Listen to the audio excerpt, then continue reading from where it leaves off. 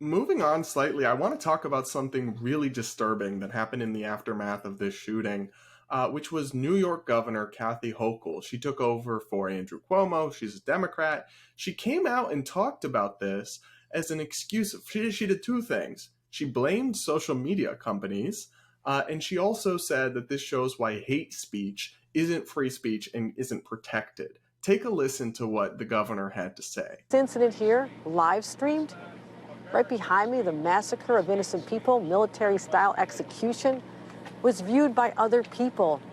This could result in others replicating the same experience and shattering the lives of others. There's not enough monitoring because clearly this information was out there. Don't they have a responsibility? And I know it's a huge, vast undertaking, but these companies have a lot of money. They have resources. They have technology. Keywords show up.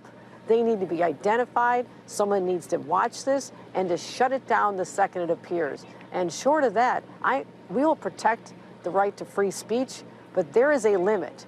There is a limit to what you can do, and hate speech is not protected. So here on the first point, isn't it it seems pretty unfair to me. I mean, Twitch, the streaming company he tried to live stream the atrocity on, took it down within 2 minutes.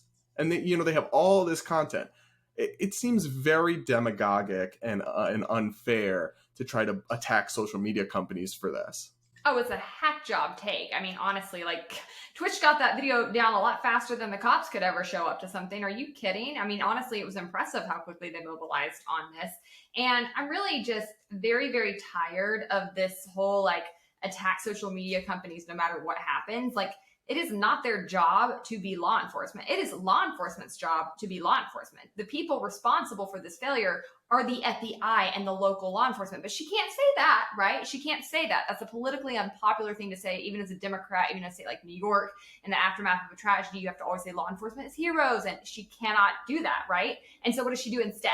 She tries to scapegoat the issue and put it on social media companies to get a political agenda item done. And that's how you don't politicize a tragedy. Like, that's actually what I would say is really gross and disrespectful to victims, is when you're trying to use their deaths to go after something totally unrelated that you want, versus actually looking for policy solutions that would have protected them and that would protect future people. So she should be ashamed of herself. I actually thought it was a disgusting clip. And on top of that, it was one of the most idiotic takes on the First Amendment I've ever heard in my life. Like, nobody who's managed to get to the level of being a governor can possibly be that stupid on the Constitution. That is 100% not what it says. There's literally Supreme Court case after Supreme Court case affirming that there is not a hate speech exception to the First Amendment. And you do not have to take my word for it. Even the ACLU, the Washington Post, all of these places have confirmed and fact-checked this. And it's so ignorant for her to say this, but it's also so I want to be clear. I have some compassion for her, right? She gave this interview. Folks who are listening can't see this. She's literally standing at the crime scene. New York just experienced this big trauma.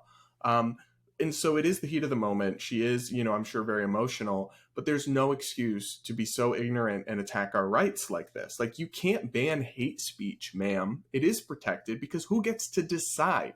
Who gets to decide, Kathy Hochul? It's not you, the governor of New York, what is hate and what is offensive, because I promise you, a lot of people think your ideas are offensive and hateful. A lot of people think my ideas. Everybody thinks something is hateful or offensive. There's no standard there that isn't nebulous, that isn't ripe for abuse. And so if you go down this path of trying to make an exception for hate speech, then all of a sudden we don't have free speech in this country anymore, and the First Amendment becomes little more than some words on a piece of paper. So I know it's a tragedy. I know people are worked up, but hard stop. You gotta stop those kinds of trash takes about free speech because they're embarrassing and they're bad for this country.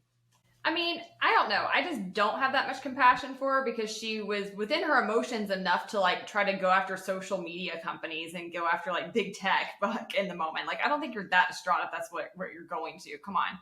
But I will agree with you. Like, hate speech, I've always hated that term. It's arbitrary. It is totally subjective. It reminds me of that episode of The Office where Michael says something, somebody says to him is something he doesn't like. He goes, "That's hate speech." And they were like, "That's actually not hate speech." He goes, "Well, I hated it." It's like, that's actually how I feel like a lot of people define hate speech in this country. And like, that's no standard for a set of laws or policies. Like, your feelings don't get to set public policies. So I think it's a problematic term in general. And I think that what we should be focusing on is actions, not speech. And we should be prosecuting those things and dealing with that.